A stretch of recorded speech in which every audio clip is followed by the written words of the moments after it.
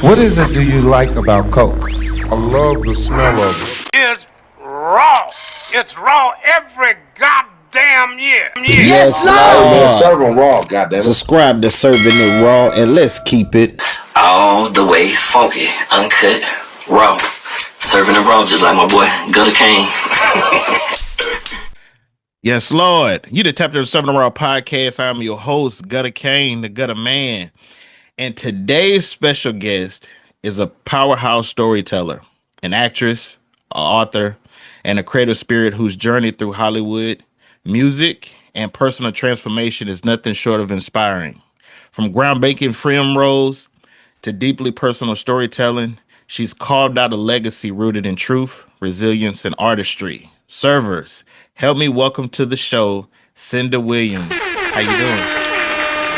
So well, thank you for having me, man. Thank you.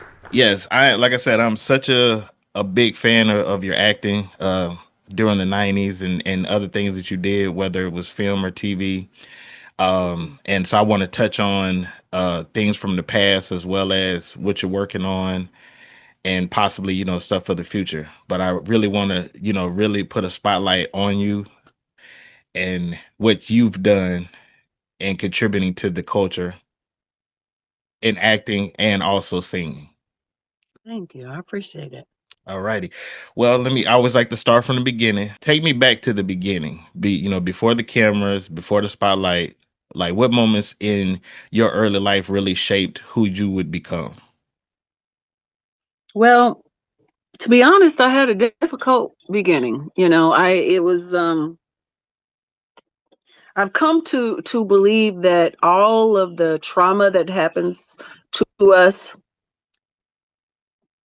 helps us or hurts us depending on what we choose. Okay. And so when I was very young, I had some early childhood trauma, and what it did to me was it was pretty nonverbal. I didn't talk a lot. I didn't smile. I did not have friends very early on. There's very few pictures of me that you see in me as a child where I have a smile on my face, because I was very somber, very quiet. And it was due to a lot of trauma early on. Mm-hmm. So since I have a lot of friends, and I was the only girl for 14 years, it was all boys. My cousins, my brothers, it was all boys. So my family was very patriarchal. So girls weren't supposed to hang out with boys. So I was by myself most of the time. So I was very comfortable alone. Didn't have friends. So I became my own best friend. And I talked to myself, and I always felt like I was talking to somebody else, and I didn't realize until much later who that was for me. But I talked to myself. And if things happened to me that upset me or made me happy or whatever, I would have a full-blown conversation with myself out loud, both sides of the conversation. Mm. I would say what I would say, and I would say what they would say. And that is where my acting began, because I was always different people. I was myself in whatever tone or mood or whatever I wanted to present myself to this person in my imagination. Mm-hmm. And then I was them.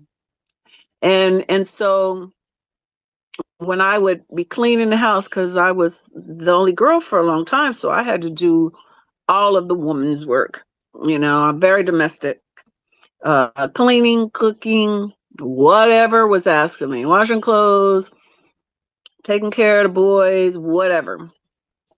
But when I'd be vacuuming, that was my favorite time, because then nobody could hear me, and I'd be vacuuming, and I'd be having these full-on energetic conversations with whoever it was I was happy with, sad with, mad with, whatever. Gotcha. And so right away, very early on, acting was therapeutic for me. Okay. It was very therapeutic. It was healing, because it was literally the only way I spoke. And then my uncle noticed, who was a professional singer at the time, and he stayed with us when he was in Chicago because he had bands there and everything. he could tell that something had shifted in me pretty early on. So right away, he really started feeding into me when it came to creative pursuits. He said he could tell that I was a very creative person. So he had a keyboard downstairs. He would play and he would teach me how to play a little bit. And then he just started getting me to sing. So Okay. that's how I expressed myself. I was singing and I was acting. So when people say, well, what did you want to do when you were a kid? There was never any other thing. There was Okay. never anything else I ever wanted to do.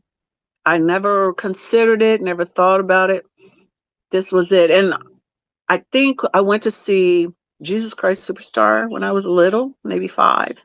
Hmm. And when I saw that movie the first time, I was with my grandmother and my great aunt. And it affected me so much that I was bawling and sobbing. I had to leave the theater. I had to go out into the lobby. And if we were the only ones in the theater watching it. And I remember thinking, I want to do that to somebody. I want somebody to feel the way those actors, because I knew they were actors. I knew enough, even though I was young, to understand that those weren't really Jesus and Mary and Judas. Yeah, I got you. They were actors, that were singers. And I was like, I want to do that. I want to make people feel when I do whatever I do. And at that time, it was more singing than acting, to be honest, because Okay. I did more singing than acting. And so would you say that that was your specific turning point? Like where you realized like, okay, this is what I'm meant to do, or Yeah. this is okay. Yep. Alrighty. Hmm. Now, how old were you at that point? 5. Oh, okay. He was early. Okay. Yeah. All right. All right. Now, later on, as you're getting older and still, singing and kind of doing the acting to yourself at this point. I know you attended Ball State where you Hmm. studied theater. You Hmm. also became Miss Ball State. Yeah. So how did that chapter of your life prepare you for actually stepping into the entertainment industry? In many ways, it did. When it comes to my art, my craft, Okay. and preparation, because literally from my freshman year in high school through my senior year in college, I was always doing a show. It Okay. was musical theater. That's what I thought I was going to do. It wasn't until my junior year in college that I ever had an inkling of acting for film, because I we would go to the drive-in when I was a kid, but it was not a serious thing in my family, because we didn't go see movies like that. We were very active, a lot of sports, a lot of that kind of stuff. Um, I had classes, but I was a gymnast, so I was sporty in my way too. So Okay. I just didn't think about movies. It was always musical theater and eventually theater,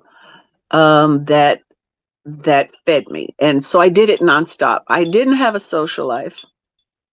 I didn't have friends. My friends were the scripts that I read, and the roles that I performed, and the people that I worked with at the time. And then the choirs, I sang with them and had my own bands and did all this kind of stuff. That was my life. That, taking care of my siblings and helping my parents, Hmm. eventually my grandparents, and then being very active in the church. I was very, very active in my grandfather's church. I mean, it was my social life. Those were the people I knew, the people I hung out with, and all of that. Did those experiences eventually give you confidence, discipline, or, to do something deeper? Like, because you wasn't naturally, a talkative person and stuff like that, but did that eventually change? That didn't change until after I started therapy in my mid-20s. Okay. I didn't start talking to people like comfortably. I could talk one-on-one with anybody Okay. because I have another gift. I have a gift of listening to people.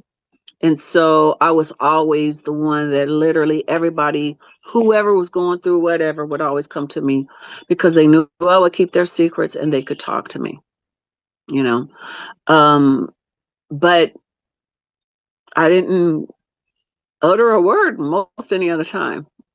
Now, You know, how are you comfortable and confidence with performing in front of a large group of people, but not actually having I've conversations? always done it. I've always done it. My family was the type of family that everybody had to do something on every holiday. All the kids were constantly performing. So I might not be having conversations with anybody, but I knew poetry to recite. I knew scenes, I knew songs. So I was constantly performing. There's a lot of performers like that. They're extremely outgoing in their craft, Hmm. but as people, they're introverts. They're thinkers. They like to be by themselves and quiet. And that was me. You know, Okay. I eventually had to learn how to get out of that because when I first started my career, I would go to parties with a book because books were my best friends. I would read and I'd be in the corner reading at parties, and that didn't go over well.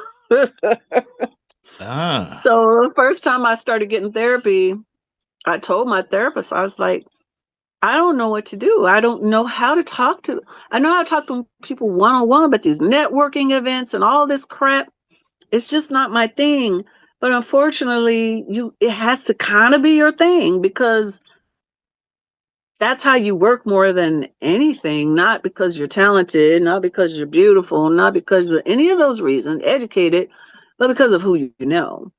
And I only knew people I worked with, and I didn't know them well because I was so shy. gotcha. So I'll never forget. It was one of the most helpful things she ever told me. My first therapist, I've had a few. She said to me, "Act like you're Cynda." I said, "Huh?" She goes, "You're not just Cindy. You're not just Cynda. Because Cindy was my legal born name. Now it's my family name. I had to Yeah. change it because of SAG." She said, "Those are two different people." She said, "Cindy is the quiet introvert, book reading, by yourself, never saying a word version of you, the domestic one, the one that paints interior design and, grows things and has a green thumb." Hmm. And then there's Cynda, who moved to New York and got a movie within 3 months of being there in her first off-Broadway play, and was brave enough to go to a place on her own and make it. She said, "That's who you need to be." She said, "Act it until it becomes you. That is how you become someone bigger. Got it. Act like Got it. you are that girl." And that was exactly the perfect thing to tell me. And that's what I did. And that's how I found my voice.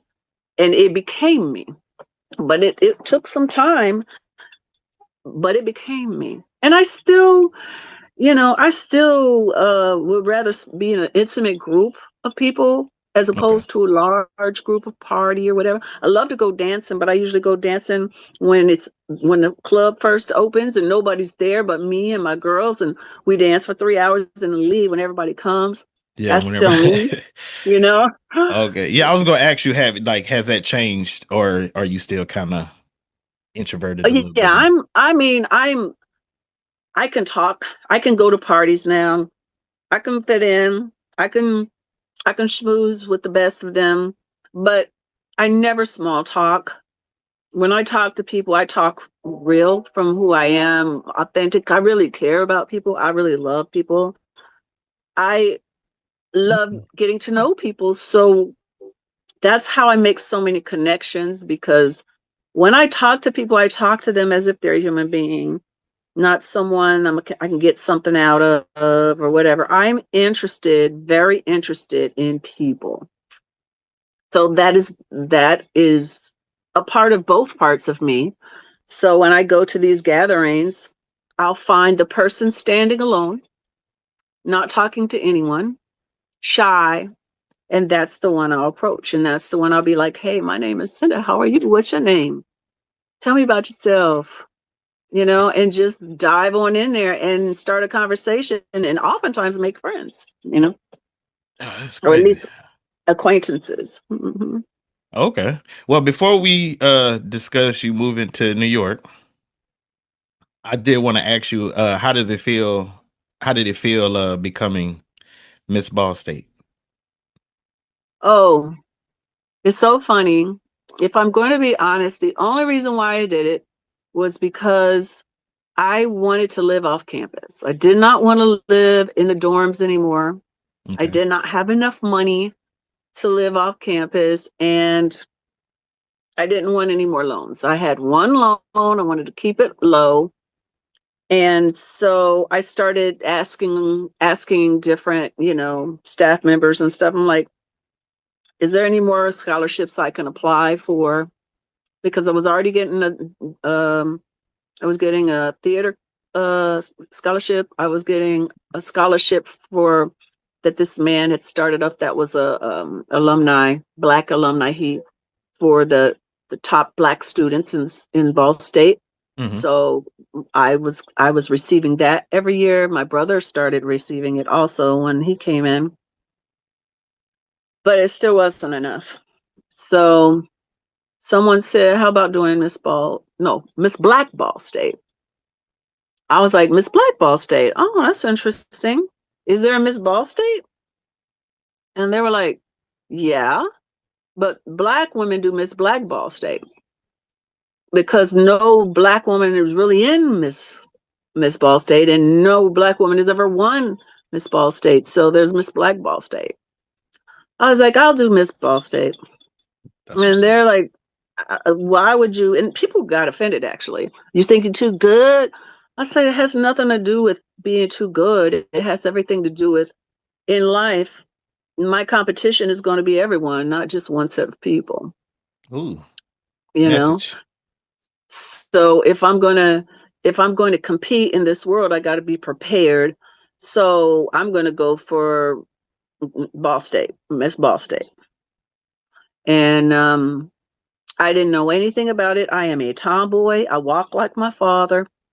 Because my mom had polio my whole life, so she didn't hardly walk. So I learned how to walk from my, CPD daddy, who was all man. So I Hmm. walk like a dude. There was nothing soft about me, nothing feminine. I grew up with all boys if I ever, Uh-huh. So it was my first foray into being feminine. The interview section, no problem. I'm a smart person. Okay. I can handle myself in a discussion, and um, I looked good, although I did work out really hard to look better to me. And I had those things. I had the talent. That was easy. I was singing, and I knew I was good at that. So my only thing was like being able to walk in heels. And Okay. Had so, to had to tap into that feminine. yeah, I'm like, huh? I'm only wearing tennis shoes all the time. I'm on Chucks. I don't Ooh. wear no heels. And I'm still like that. I wear them if I have to, but I don't if I don't. I don't wear makeup. I don't, I got a little lips on, a little stuff, something, but I don't wear makeup. I don't like get my hair did all the time. I definitely don't do my nails and stuff. I'm very natural. Yeah, that's one thing I did notice about you back then. Like seeing you acting, you just had a Mhm. natural look to yourself. Like you just had like a natural beauty, which you know I feel like was more of a thing then than it is now. But Mhm. I think a lot of actresses back then embraced that. So Yeah, I've never I you have to wear makeup because camera catches every pore and all that stuff. You have to wear makeup, but I always ask, could it be natural? Can I look like I almost don't have on anything? yeah. Because that is me every day. I don't wear stuff. I put a little color on my lips, a little color on my cheeks, especially in the winter when I'm pale. These days fill in my eyebrows because they're getting really light. You know, I don't wear a lot of stuff, and I had nails at one point, and they destroyed my natural nail. I'm like, I don't want that crap. Oh. So Yeah, I get a pedicure though. I do get a pedicure every once in a while. I do like that because I like my feet rubbed. But yeah, Everybody like their feet rubbed. everybody like oh, some people are Yeah. ticklish, but I love it. Anyway, Oh no. that was my Okay. big challenge, and Okay. I was able to pull it off. I had enough help. I had people making my dresses and all that kind of stuff, and like I said, all the other stuff that was just easy. I was fully confident in it. By then I'd been performing constantly my whole life, Hmm. and so when I won, everybody was shocked. Everybody was shocked because it never happened before, and it was great. It was the money I needed to live off campus, and which was why I did it. And the natural progression was to go to Miss Indiana, which then was Miss America. And that's when I experienced some really garbage experience. I did well. I should have won. One of the judges, she's a Kentucky lady, she gave me 0 points. Ooh. 0 points. It was after Vanessa Williams and all the stuff that happened with her. And she said, I'm not letting a nigger represent Indiana. Damn. So she gave me 0 points. I had such high scores with everyone else that I still placed. And so I still got a scholarship, but I didn't go to Miss America, which would have changed the trajectory of my career for sure.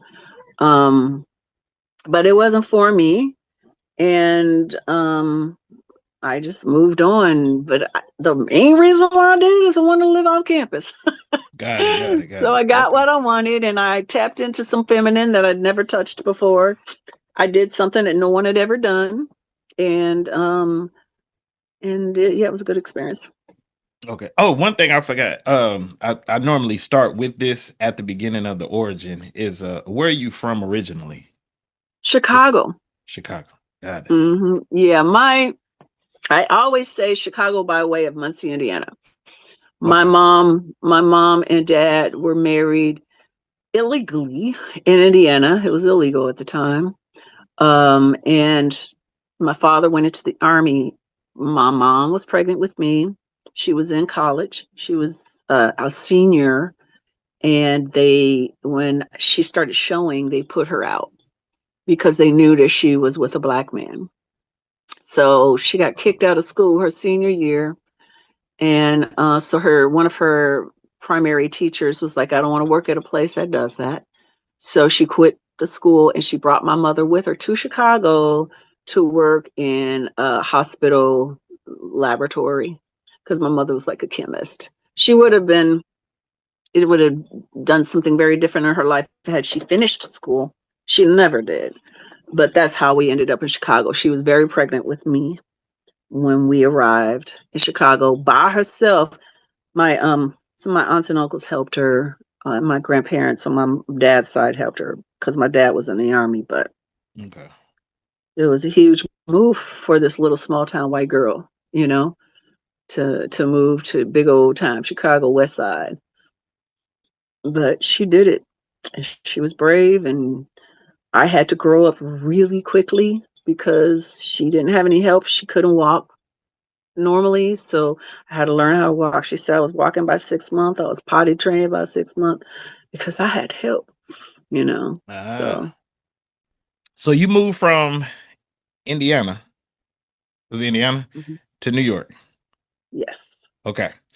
So I know your most well-known acting was your debut in Mo Better Blues, and it was such a cultural important moment. So what do you remember most about stepping onto the set for the first time? Because you're on there with Spike Lee, Denzel Washington, one of the greats. You had your relationship Well, in the you have movie. to remember when it was. It was before Denzel had taken off. By then he had done Glory, but the premiere hadn't happened yet, so people hadn't seen it. He'd done some television. He'd done a couple of movies, but he wasn't anybody yet. Gotcha. Nobody was. Robin Harris was. Robin Harris was a Oh yeah. big star. But and Abby Lincoln, who Spike ended up cutting out of the movie, unbelievably, was a legend. There was a few legends. Everybody in it was amazing, but most of us were babies. Most of us were new, just starting out. I'd been acting longer than Denzel. You know what I mean? He's 11, 12 years older than me or something. So he'd been, but he didn't start until college. I'd been doing it my whole life. So he was definitely the star of the show, period. But he wasn't Denzel yet. I got He you. wasn't the heartthrob. He wasn't the one everybody loved and looked up to. He wasn't that yet. None of us were, you know. So it was I I was used to boys clubs because I grew up in one. It was a boys club. You know, the women, we were secondary. We were not a part of the ensemble. We were just they would, our parts obviously Joie and I and all the women in the thing.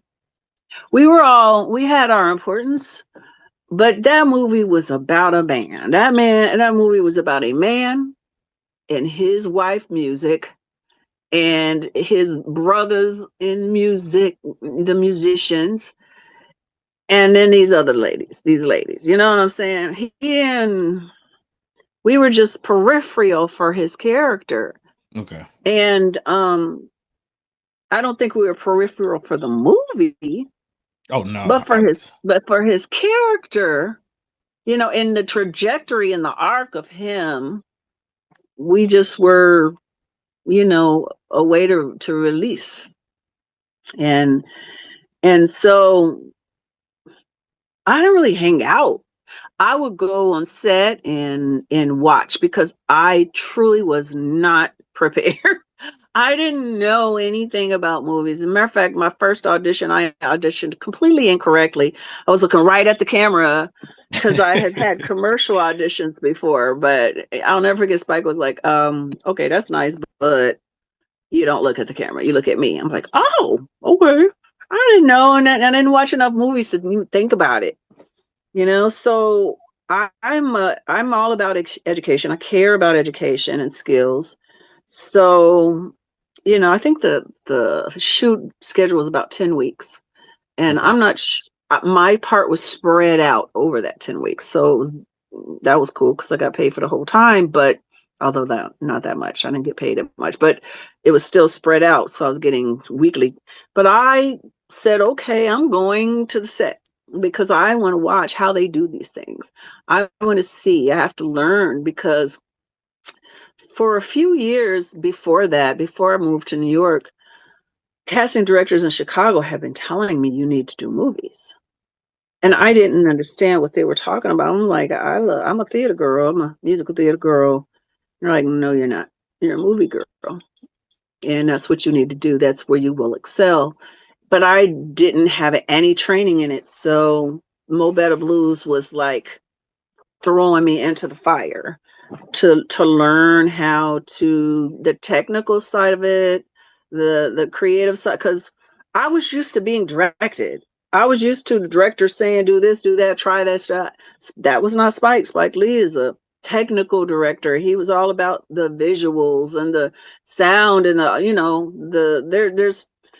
there's three different kind of directors in my opinion, my experience. One, the one that are fully engaged with the technical aspect of it, how Okay. it's shot, how it's lit, how the sound is, how it looks, blah blah blah blah. Then you have your directors that are like totally focused on the actors' performances. That's where they thrive, and then they have great designers that will take care of the rest. And then you have your Clint Eastwoods that are both. Okay. They are really great with actors and directing actors, and so I was used to being directed, and here I am creating the character, writing the role. I mean, everything I said in ad lib auditions, and not auditions, in rehearsals, and he wrote down. I came up with the character. He allowed me to. He engaged me before I got the role for 6 weeks, saying, "Who is she? What does she do for a living? What is she? I filled in the blanks of who this woman. I created this character, and that I wasn't used to. I was used to doing mainstream, theater that had been performed for hundreds of years. Some of it, and being directed very closely by a director. And I actually love to be directed because I believe that it's an ensemble. Best performances come when an actor is directed. That's how I believe. But here I am in a movie where I'm not being directed. I'm just being told, find your light. You know what I'm saying? What's your frame?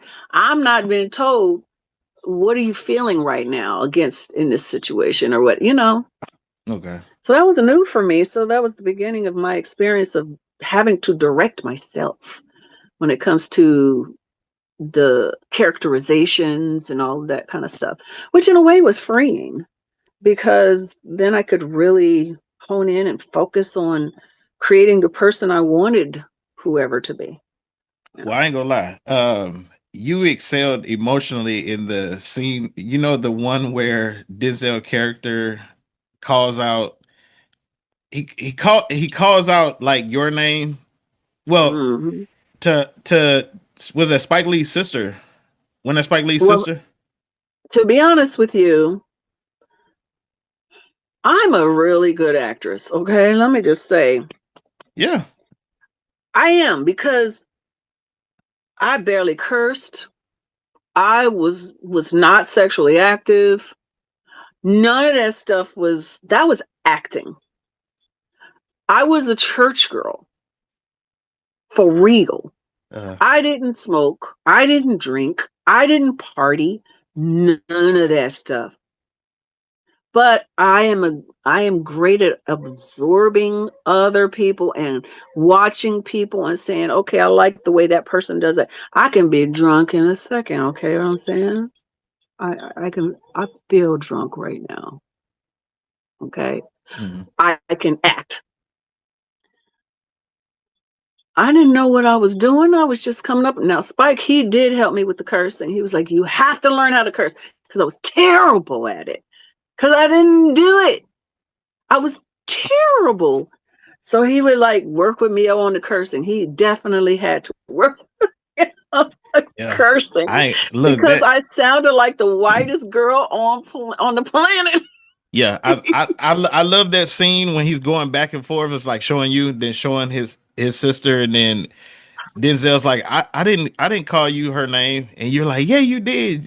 And it's like y'all are like grilling him, but it's like going back and forth. But the acting that you showed excelled in that, like the raw emotion. That was all acting. Up to that point, I had one boyfriend who was just my friend. We had never been together. I never had those experiences where I'm like telling people off and stuff. That wasn't me. Now I used to fight. Don't get me wrong. I would fight, but there were never words. I would just beat people up that messed Mm, with me. I used to fight every day, but it never were words. I never said anything. I just if you touched me, you're gonna get beat down. I So got you. I had that in me, She said, okay, so but you was I not a didn't. talker. But I was on the talker, and Mm. I definitely didn't curse. And when I did, it sounded stupid. I sound like a like a wannabe. What was that movie? Malibu's Most Wanted. Oh, yeah, the comedy. Yeah, I mean, it's like that silly. I just didn't know how to do it. So Spike, kudos. He taught me how to curse. He's like, oh my God, you can't do that. No one will ever believe. Yeah. But Oh, I'm quick. I learned, and the fact that, and like I said, I observe others. So well, I do want to ask you this. Since I know that you can sing in real life, obviously, mhm. was that your vocals and you actually singing? Yeah. Okay. It always blows my mind when people ask that. I mean, my name is all on there, Cynda Oh Williams, yeah. but yeah, of course it was. I mean, back in those days, they only started like doing live performances in movies maybe like Moulin Rouge or something like that. Before that, you went into the studio, you recorded the song, and then you lip sync it when you performed it in the movie, right? Mm-hmm. So always sing out loud because I couldn't fake. I didn't want to just move my mouth because there's so much more that goes into singing a song. You breathe when you sing. You can see the movement in your throat when you sing. You can see the air coming from your diaphragm when you sing. So I actually every time they shot it, I was actually singing it. But I recorded it before we even shot anything. We recorded the song, Gotcha. and yeah, No, that was enough for me. I know you really sung it. I just asked that question because obviously, as podcasters, you have these people that watch and be like, "I still want to know. I got to hear it from her," and so they be wanting Mm-hmm. to actually hear it from the guest. Mm-hmm. Yes, I did this. So that's what that Yep, was. I did it, and I understand it because I still hear people say, "What you saying this?" I'm like, it says it right on the song. Cynda Williams. I know. It's just I that. also recently got a call. Somebody asked me on one of my platforms if Wesley and I were really together physically on that balcony scene. I'm like, Oh, no. And they were like, "Boy, you are such a good actress." I really believe. I'm like, you don't even know how much that wasn't real. That was pure acting. Oh yeah, that was acting. well, I'm definitely fixing to get into some more of your acting because one of my personal favorite movies that you've done, Hmm. okay, was One False Move. Obviously, I think Hmm. it is such an underrated movie. I mean, with you in there, Bill Paxton, Michael Beach, Billy Bob Thornton, and stuff. I know it earned you uh, a critical acclaim and major nomination. But how did that role stretch your creativity and emotionally? Well, that movie I would say saved my career Yeah. because for a few reasons. One, I could have just been a fluke, right? I could have just been a fluke. And some people said I was because of certain things. One False Move proved that it's an actress. There was no song. It was pure acting. Um, it just was a combination of years of preparation that I was able to show in that film. Because, in Mo Better Blues, they cut out a lot of stuff. They cut out, you know, who I really was beyond Denzel's lover and the singer at the end. They Okay. cut that stuff out. One False Move, you got to know this girl, Yeah. and just like all the roles, that girl wasn't me at all. There's nothing, the only way we were the same is the mulatto background.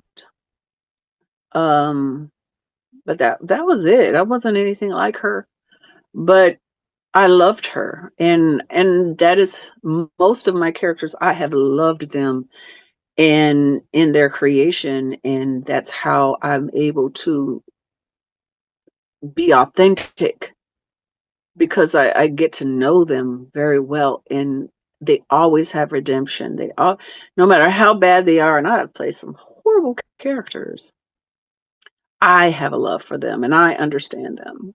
Mhm.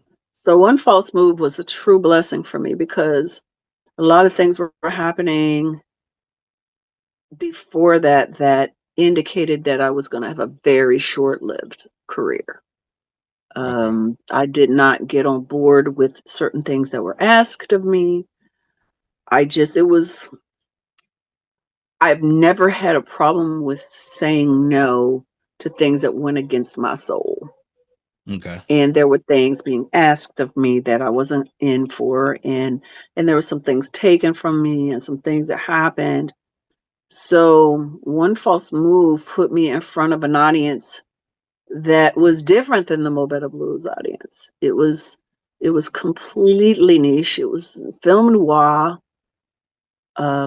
Many people that watched Mo Better Blues never even heard of One False Move, but there was a lot of people. I mean, that movie, while underrated by the Mo Better Blues crowd, was very uplifted by a lot of people. We got best film that year.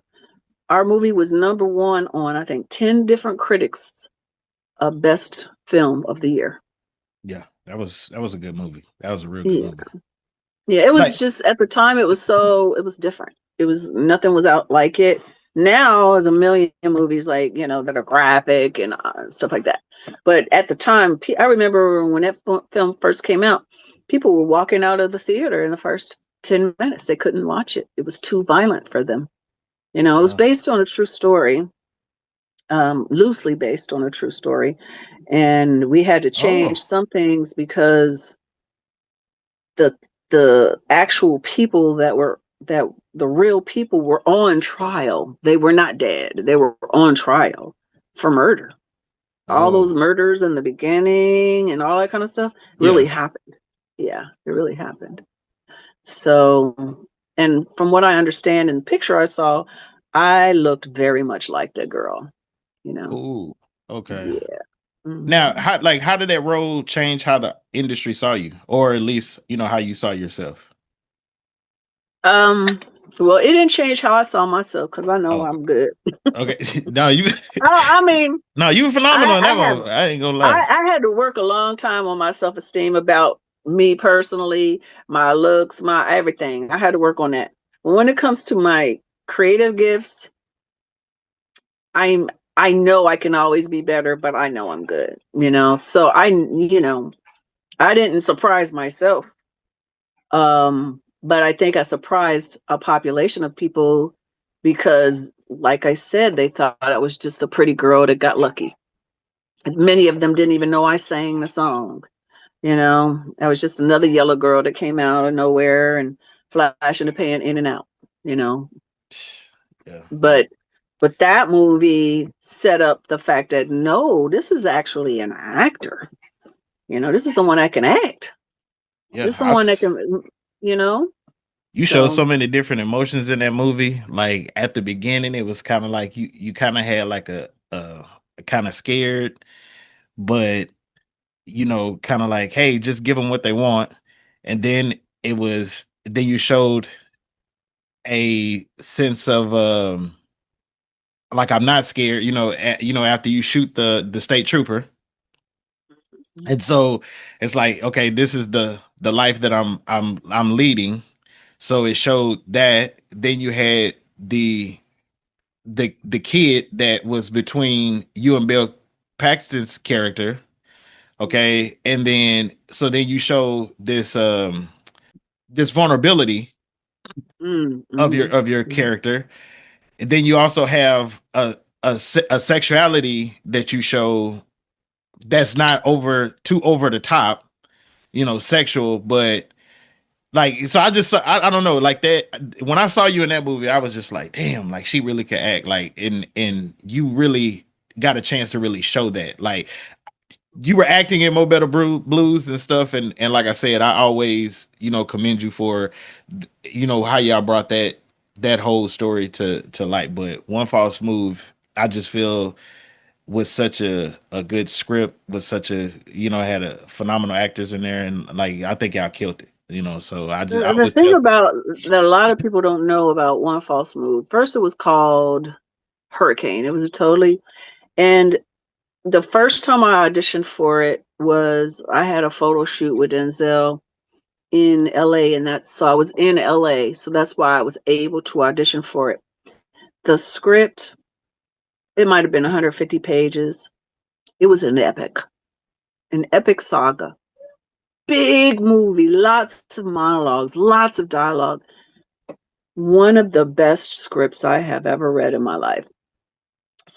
Literally the last couple of years, I have finally been getting some other scripts that I'm like comparable in expertise, right? In the excellence of it. So what I had that was so special with that film was I studied this phenomenal screenplay and I memorized it because I was a theater girl. I memorized everything. I worked with a coach.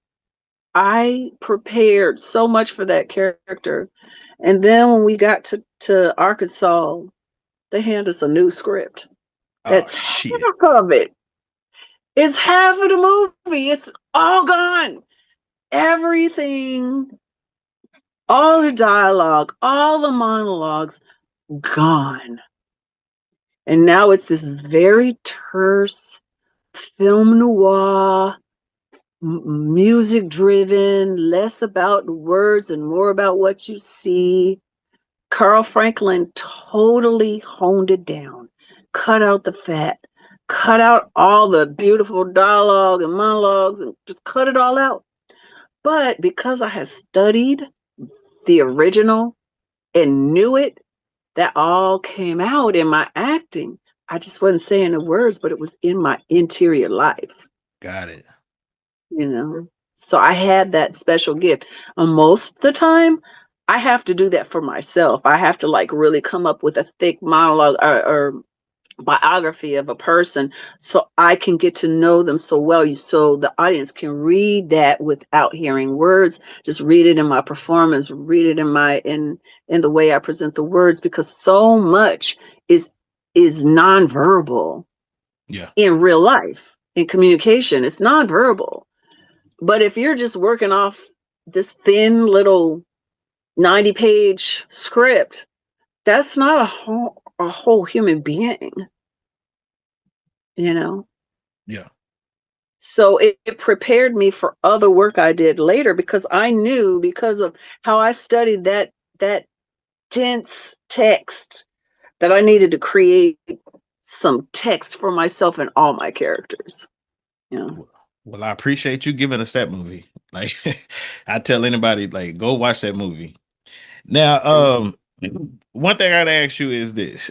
You like I said before, you've worked alongside incredible talent, including you played Halle Berry's sister twice. Mm-hmm. Okay. So what did those collaborations teach you about, sisterhood and navigating Hollywood during that time? Well, one of the unfortunate things that I learned about Hollywood that was different than Chicago. Chicago is Everybody ends up leaving Chicago because the infrastructure doesn't really support us like that. You got to go away to get any support in Chicago, right? Okay. But the talent pool is phenomenal. And because of the harshness of life, of 4 seasons and all of that kind of stuff, it there's a depth to artists coming out of Chicago that isn't, I think, everywhere. Okay. And so I didn't make a lot of friends, because in Hollywood, unless you're in the cliques or doing things outside of the work, you know. So working with her was exciting to me because we clicked immediately. We clicked right away, and we felt like sisters. You know, there were certain aspects of our backstory that was similar. She was Miss Universe. You know, her father was Black, and her mother was white too. We both come from that kind of background. Both come from the Midwest.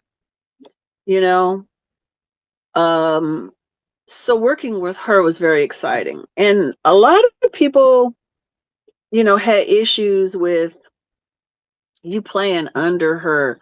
I never did, because to me it was all work. To me it Yeah. was all fun. I've played all different kind of roles, different sizes. I've pretty much at least played a supporting role in everything I've done until lately, more a lot of cameos. But I never had a problem being her co-star ever. I loved it. And she's such a phenomenal producer. She's got a sweet spirit, but yet a fierce one. She is certainly a Leo. She is very, very fierce and protective, but at the same time, she can be very sweet. So I loved working with her. I'm just only recently telling this truth. I'm very picky about how much I share of inside stories, but after we did Dorothy Dandridge, Mhm. She told me, she's like, Cynda, I appreciate you playing my co-star twice now. I want to do something with you where we're playing equals. Our names are next to each other.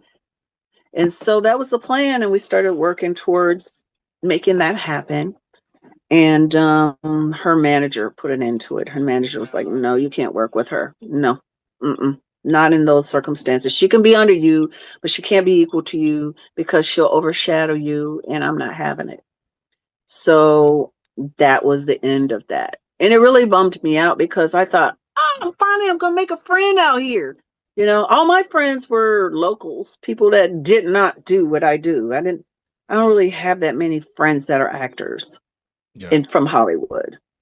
I and my girl Niecy Payne, she was in One False Move. She had a small part, but she became very close to me. And then a couple of other girls. The funny thing is, almost everybody I create had any kind of sense of camaraderie with beyond the movie. They were all from Chicago. They were all Gotcha. from How Chicago. Yeah. how important is it for the Black women in the industry to support and uplift one another? I think it's very important. And I do think that there are women that do it. I just, like I said, I wasn't a party girl. I didn't do the schmoozing. I didn't do all of that. There were certain things that was going on in these gatherings that I wasn't comfortable with, Okay. So I wasn't in. So I wasn't in. So I think there were female talent and male talent that really clicked, got along, were buddies, were friends outside of it. But they had secret lives that they shared, and I'm not saying everybody, but I don't know everybody, obviously. But I wasn't a part of that. I was at home reading books. Okay. Well, I want to switch gears on here because now I Mhm. want to discuss your music. So I know you had success in music with the Harlem Blues, which was the song that she sung. Mhm. Okay. Mhm. Now, but your album never came out. So Mhm. can you talk about that moment when something that was so promising didn't materialize the way you expected it? Well, one thing that's different about me that I have never done this stuff because I wanted fame or money. Okay. I always did it because I love doing it. So when faced with the opportunity to sing in a world that was so dark, I wasn't willing to go there. And plus, there were some forces that were against me because I didn't get an agreement with some things that were asked of me. And so I was like, I'd rather act. It can get grimy, but I don't have to, because of independent film, I don't have to get into that world. Okay. But music was hard to avoid. It was hard to avoid it. And I just prefer to just sing in bands, write my own music, do original stuff, than push that narrative. I was like, I just love to sing. I don't have to be known as a singer. I don't care. Okay. I just want to sing. And if I can get in front of people and make them feel something, make them feel, move them in any number of ways, that's what feeds me. I don't need to be, Whitney Houston. I don't need to be Mariah Carey. I don't need to be that.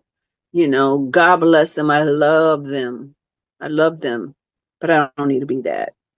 So, Were they trying to but were they trying to mess with your creativity? no, it didn't have nothing to do with the creativity. Nothing. It Okay. had to do with the things that were expected of you if you were an artist. Okay. That didn't have nothing to do with artistry. And so, Me Too stuff and all of that. Okay. And Gotcha. I just wasn't into that. And, you know, and to be honest with you, Mo Better Blues hurt my trajectory when it came to music. I didn't sing jazz before that movie. I sang pop, I sang gospel, I sang alternative. I did not sing jazz. I hadn't even listened to jazz. I started listening to jazz when I started preparing for that film. Okay. They wanted me to sing jazz. They wanted me to sing something jazz-esque because they already had an audience for it. It was an easy thing. They didn't have to do any work to create anything. I just wasn't willing. I just wasn't willing to go there. I said, as long as I'm singing and writing and doing my own thing. Now, my family, they were not happy. Okay. Because that is what everybody thought I was going to do. They didn't care about the acting, especially my parents. They wanted me to sing. My father would be like, you know what? The acting is okay, it's cool. But when are you going to sing? Because that's where they felt that I was the most effective in sharing my gifts. Okay. You know, but once I, moved into the movie realm and I sang on some movies, and soundtracks and scores and stuff like that. And I have never really stopped. And of course, I got stuck in the jazz realm because that's what was expected of me. That's what was asked of me. And now I love it. It's beautiful. I love jazz.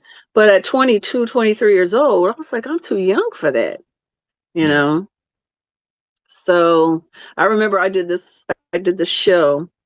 All these record labels were there to see Cynda, right? They were there to see Cynda Williams. And I had a really short pixie cut. I had on my little plaid skirt and my combat boots and, the fishnet stockings and the mini skirt and plaid mini skirt and that was me. The Timberlands, that was me. Okay. And I performed with my band. And we killed it. It was alternative rock, killed it. And all of these music, folks were coming up. Oh my God, you were great. Blah, blah, blah, whatever. I can't remember the name of the band of that one. You were awesome. You were this, you were that. Blah, blah, blah, blah, blah, blah, blah. That's so phenomenal. Oh my God, we got to talk. We got to sit down. But where's Cynda? Is Cynda coming out anytime soon? They didn't even know it's me. They didn't even know. They didn't recognize me. Damn. So you look completely different. Totally. They were looking for Clark Bendecourt. They were not looking for me. Got it. So. Well, I know you haven't stopped doing music, and I'm also going to touch on this because I know you have a soundtrack for this. So your book. Right. Yep. Pink Pantie Confessions. I know that's deeply personal. So for you being so introverted, what gave you the courage to be that vulnerable and open up with your story? Well, I always wanted to be a writer. I just didn't know which genre I would write. Okay. When my daughter was getting to the age where she was starting school, and I realized that I was going to have to make a decision. Did I want her to have a mother, or did I want her to have a nanny? Ooh, okay. And I decided that I wanted to be her mother. And so that meant I was going to have to take a break from the acting career because I was all over the place, and in the beginning it was fine because she could come with me. But there came a point where she needed some stability. And her dad worked at home most of the time, but his work took him away too. So I had to make a decision. And that's when I was like, I have to, long story that I'll make short. I got this play, one of them gospel plays, and I was gone for several months. And my daughter was with my brother in Texas, and every single day she was bawling. And I was shocked because she loved my brother. I didn't think it would be a problem, but she cried every single day. And when the show got shut down because of the recession, the show got shut down, and I told my brother, don't tell Sophia I'm coming. And I came, and when she saw me, she just started screaming and crying. She said, God does do miracles. God does miracles. You came home. You came. And she said, please don't ever leave me again. So that was it. I was like, okay, I have to choose. And so I chose my daughter. That's what's up. So I started writing. Okay. I'd already been writing screenplays for quite some time, but not really writing them to produce them, writing them just for me because I had so many stories inside of me. So when I guess I started blogging when I lived in Singapore. We moved to Singapore for a couple of years. Her dad got a job he's a producer, business affairs, and he's a lawyer. And so at this point, he was teaching in university in Singapore. So we lived there, and it was so beautiful and such a wonderful experience that I started writing about it. And I started sharing those letters with all the people back in the States. And everybody's like, oh my God, you write so well. You should write. You should write. So that began my blogging. Okay. And then eventually when I came back to Chicagoland, I was doing a play and I brought my daughter back. I was blogging once a week. I was putting a new blog out, and a guy that I knew that owned a different kind of company called me. He's like, I have a publishing company. I really think you need to make this into a book. You really need to. And the Pink Pantie Confessions came from when I turned 40. I had a friend of mine and my girl, I mentioned already, Nisi, and I would have what we call pink panty parties. We would come together once a month, talk about our lives and what was going on for the last month, and drink pink panties, which is a pink lemonade and vodka mix, slushy. And we would have these drinks and we would call them pink panty parties. So when I turned 40, I had on a yacht a pink panty party, and I invited all my friends, and there was like 10 of us or something like that. And none of them knew each other, but because I have individual friendships, I don't do groups. Okay. And we came together and we were sitting down below, my husband at the time, my daughter, the captain, they were all upstairs. We were downstairs and we naturally formed a circle. We just started talking. And within an hour, we all told something that really moved us, really touched us, really made us laugh, really whatever. And at the end of it, there was this natural pause. And then somebody said, Pink Pantie Confessions. And then somebody said, that's a book. And somebody said, that's a movie. That's a television. So that's where the brand began. Because I wrote, before I did a blog, I wrote the screenplay, and it was loosely based on my life. And I still haven't produced that thing. And I just have done all these different things, all about people expressing themselves, coming out of the shadows, coming out of the closet, and talking about themselves. And originally I wanted it to be like a chicken soup for the soul, my version of it. Mm-hmm. And people didn't trust me. They only knew me as an actress. So I was like, okay, fine. Well, if I can't get people to tell me their stories, I'll tell my own. And that's when I started blogging, and then it became a book. And in the book, I ended up having a few contributors add their confessions to the book. Okay. And yeah. What made you do the soundtrack? Well, I have all over the place. I have different musician friends that I have been singing with or performing with for years. And there was a couple of guys that were that I did some music with out of Philadelphia, New Jersey, on the line there. And they came to me and they were like, look, you have this awesome book. We want to put music to it. We want to do this. And so in the screenplay version, it's a musical. So I have songs in there. Every episode has 2 songs. Okay. And we didn't really include that. There's a lot of music that I have that hasn't come out yet. But they created music. They were inspired by my book. And so they created this music inspired by the book. And then I did the presentation where I didn't read the entire book, but I just read excerpts and I talked about why I wrote what I wrote, sang some, and then the music was inspired by. Okay. Well, hey, if I want everybody to go check out that, she actually has it on Spotify. I listened to it last night again. Mm-hmm. Now from writing the book, you also have some community works that I wanted to touch on. Like you also been doing some meaningful work with a nonprofit, Guiding Light.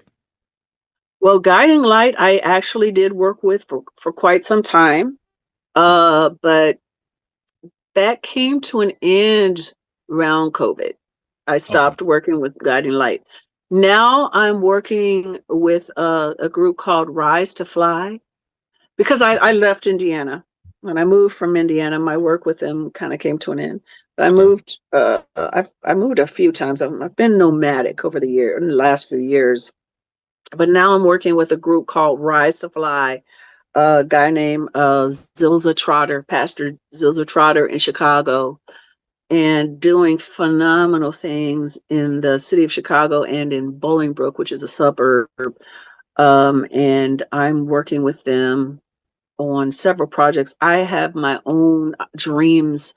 I always believed that, the singing, all the creative gifts were gifts that God gave me to use to build a platform so I could eventually do what I was supposed to do, which is somehow serve people. Okay. Um, I come from a service background, feeding people.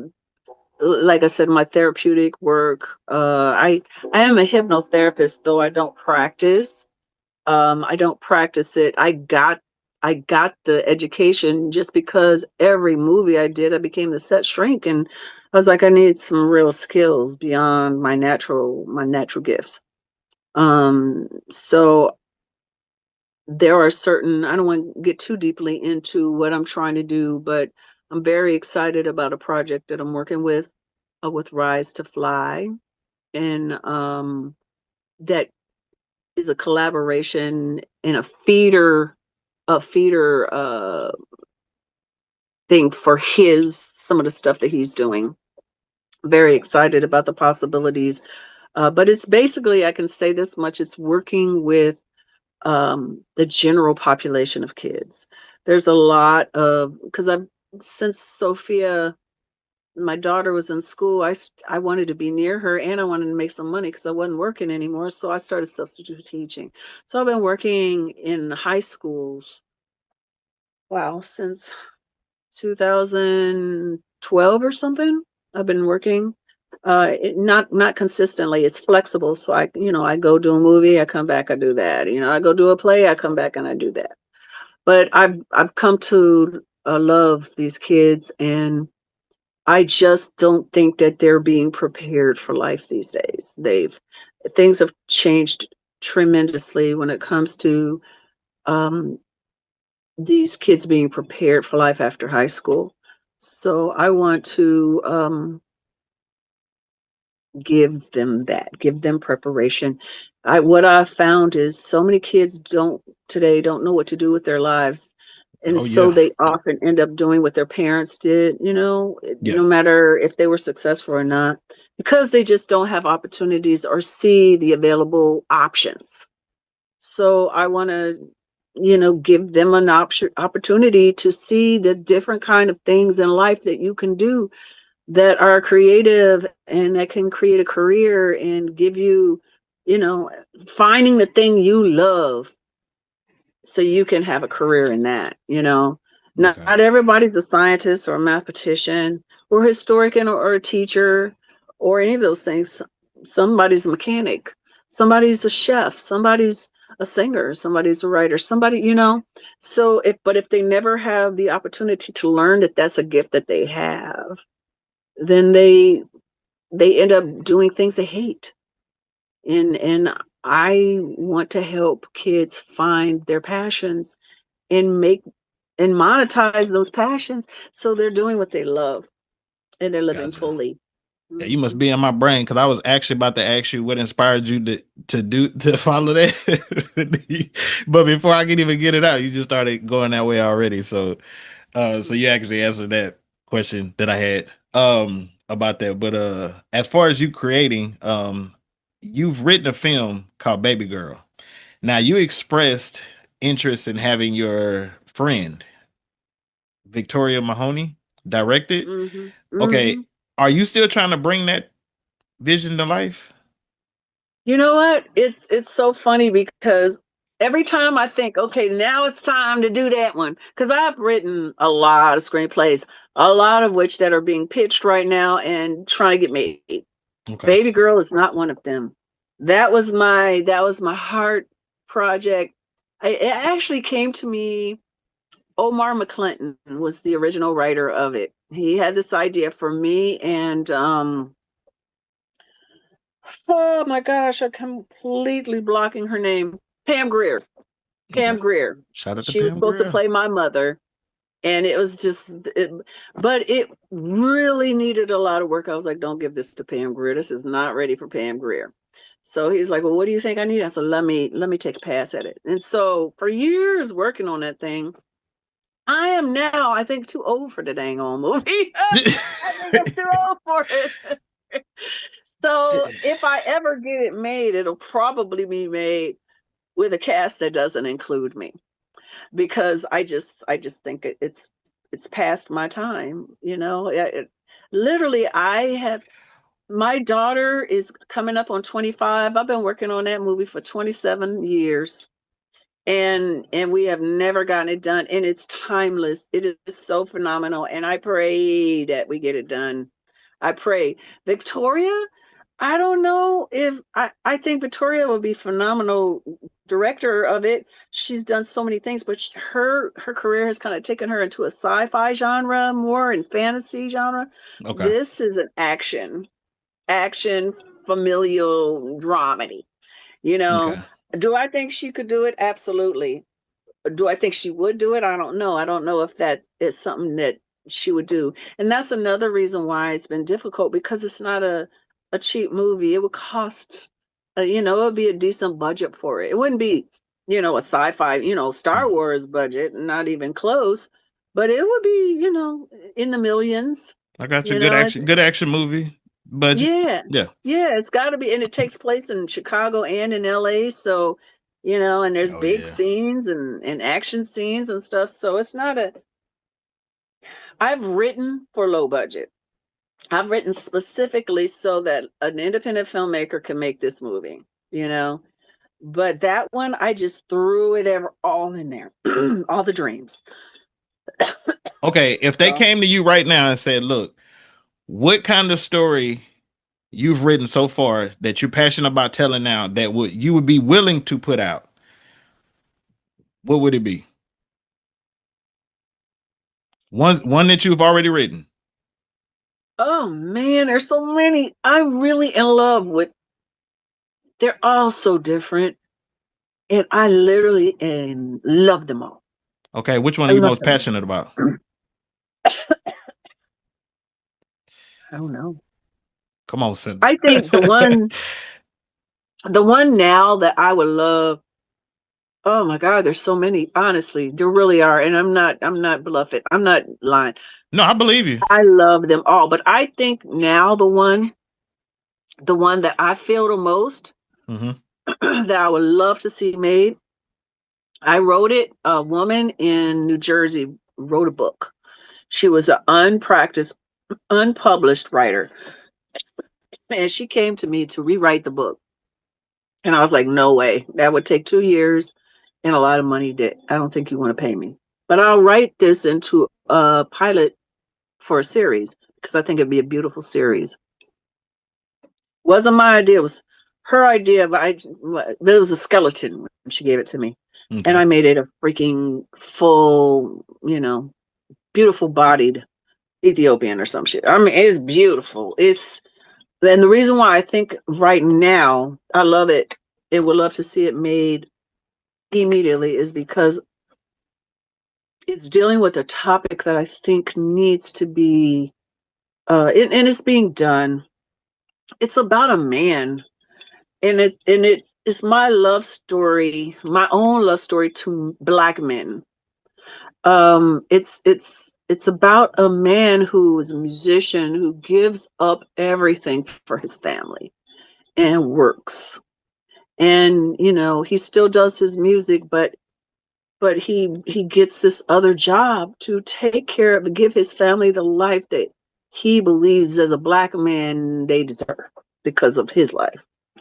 And, you know, I wrote it in honor of my father, my brothers, my guy, all the men in my life that I see that have sacrificed so much and had to fight so hard to prove themselves.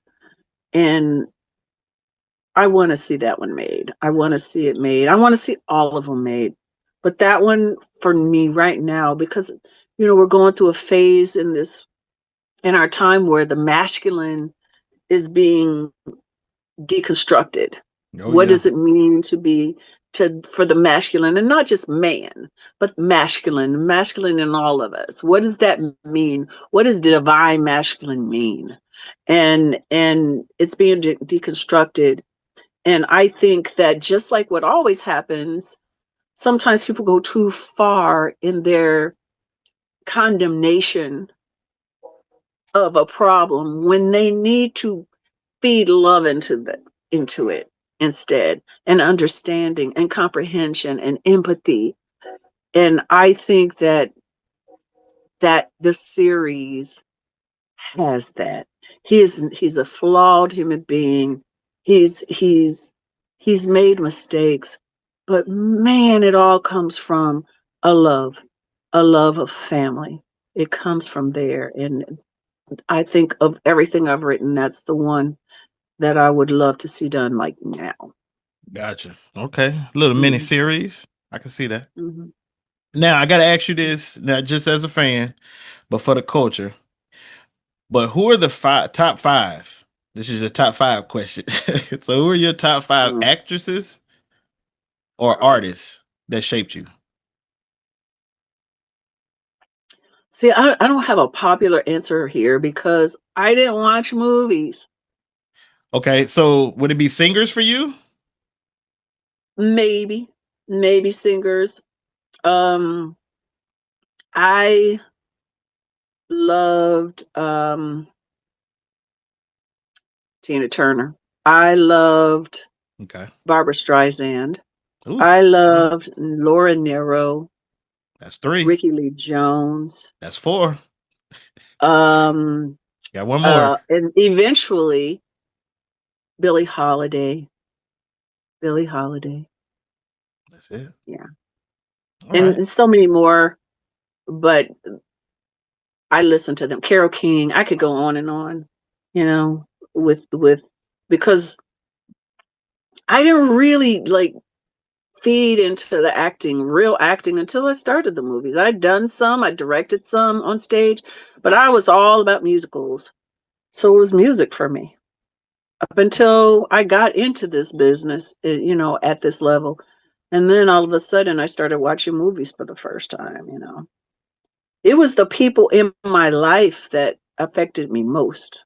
Gotcha. The people I saw every day, my grandmother, my uncle, my grandfather, my father, my mother, those people were the ones I looked up to and gained from. My mother could sing, my father could sing, my uncle could sing, my grandmother could sing, my grandfather had a terrible voice, but he was amazing in that pulpit, and he would dance around like with James Brown, and the people that were in my life were the ones that affected me the most, that were most influential.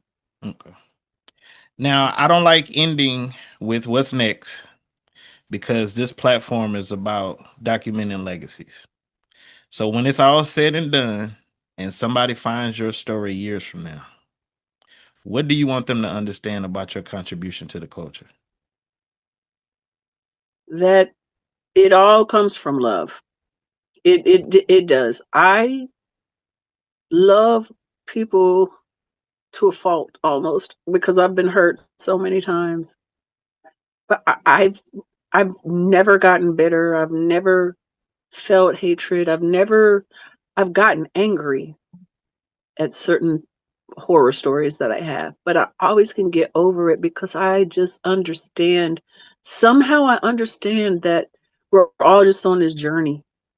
We're all on a journey to oneness. We might take different directions or longer paths to get to the same place, but we're all headed to the same place.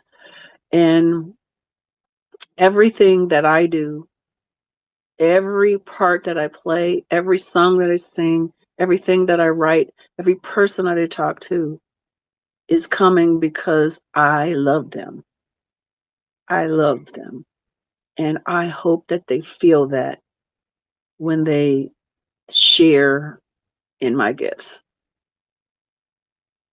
Well, from Gutter Kane and Serving It Raw, Cynda Williams, I want to give you your flowers. I want to thank you for the contributions that you've done, not just musically, but as an actress. It and your story, because it shows other people that the things that you had to deal with in the industry, but the ambition you had to keep pushing and the things that you're still doing to this day.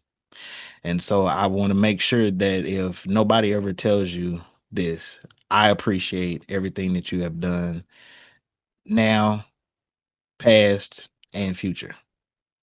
Thank you. Okay.